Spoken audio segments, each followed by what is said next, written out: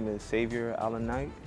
I'm 24 years old. I'm from Chicago, Illinois, but I've lived in Minnesota for about 8 years. Not really doing too much as a young person at these days, working at the university in financial aid, but at some point I wanted to go back to school and teach in higher education.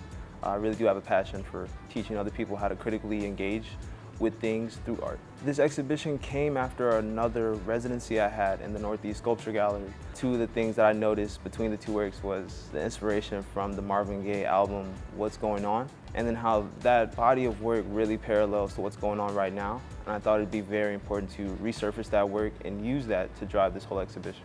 So I do find inspiration from all types of creativity in putting this exhibition together. It included listening to the lectures, it included listening to the album, but also being present about what's going on around me. Personal experiences in my own life, and also just the way that I view things as young, Black, African American in America. They really just funnel through my work and express themselves with or without me trying.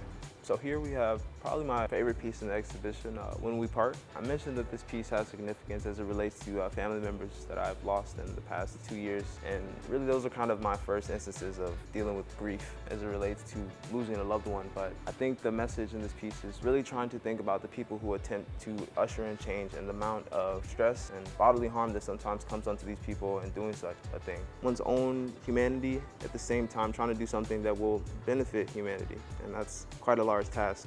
I think a lot of this exhibition is about change and trying to illustrate the nuance and how that might look in different people. Many of these works don't outright say it, but these are supposed to be like internal grapplings with the experience of living while trying to change at various points. If people could come to this body of work and really try to engage with these stories as they may relate to me as an artist and my identities, but also seeing themselves how they may have tried to change in periods they may have not been conducive to that.